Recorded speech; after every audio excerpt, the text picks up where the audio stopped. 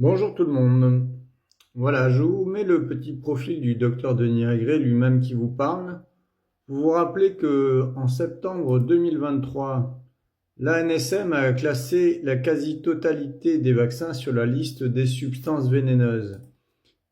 Voilà. Et la liste des substances vénéneuses, ça dit quoi? Ça dit que les vaccins sont toxiques, très toxiques, toxiques pour la reproduction, mutagènes ou cancérogènes. Si vous ne croyez toujours pas qu'il y a des risques graves avec les vaccins pédiatriques et que vous êtes obligé de vous soumettre à l'obligation de janvier 2018, vous pouvez aller lire le rapport de surveillance des vaccins obligatoires chez les enfants de moins de 2 ans, qui est sur le site de l'Agence de sécurité de l'industrie du médicament. Ils sont là pour couvrir tous ces gens.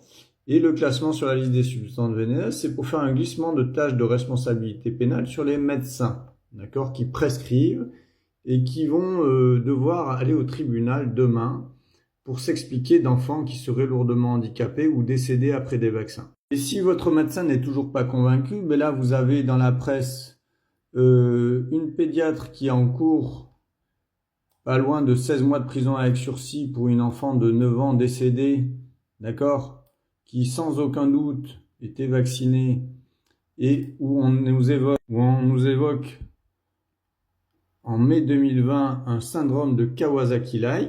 Un syndrome de Kawasaki, c'est la même chose que cet enfant de 2 ans décédé en 2016 à Périgueux, où la médecin a eu 6 mois de prison avec sursis pour homicide involontaire, et cet enfant de 2 ans, avait aussi, comme on nous le dit dans l'article de presse de Midi, le médecin légiste évoque la thèse de la maladie de Kawasaki, une pathologie caractérisée par une inflammation des vaisseaux sanguins dans tout le corps, d'accord? Et ça fait des anévrismes coronaires, et ça fait des infarctus et des décès d'enfants à 2 ans dans ce cas à Périgueux. Et puis là, troisième décès après le vaccin du papillomavirus à Nantes en 2023, où le médecin de 34 ans s'est retrouvé en garde à vue pour homicide involontaire. On n'a pas la durée de la peine qu'on lui a infligée. Donc il faudrait grandement que les médecins qui prescrivent et qui injectent encore des vaccins, y compris pour les pharmaciens et les infirmières, à lire ce rapport de surveillance des vaccins obligatoires chez les enfants de moins de 2 ans. Notamment, regardez qu'il y a des décès et des maladies de Kawasaki répertoriées après vaccination. Donc la maladie de Kawasaki, c'est ni plus ni moins qu'un continuum aussi de ce qu'on a appelé avec les vaccins du Covid des myocardites. Et tout ça, c'est une inflammation du muscle cardiaque, des artères coronaires, et ça conduit à des décès.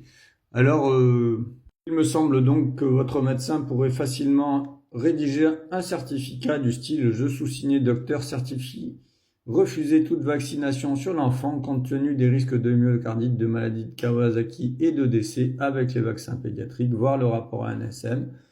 Compte tenu du risque pénal que je ne souhaite pas non plus risquer, comme mes 3 confrères à Nantes, à Périgueux et à Marseille, en supportant un risque non assumé par l'ordre des médecins, les ministres de la Santé, l'Agence du médicament ou les laboratoires pharmaceutiques qui connaissent les risques graves des vaccins, se taisent et ne sont jamais mis en cause devant leur responsabilité.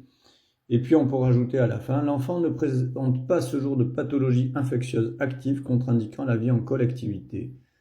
Il peut donc être scolarisé sans crainte et sans discrimination sur son état de santé. Certificat fait à la demande de l'intéressé pour faire valoir ce que de droit.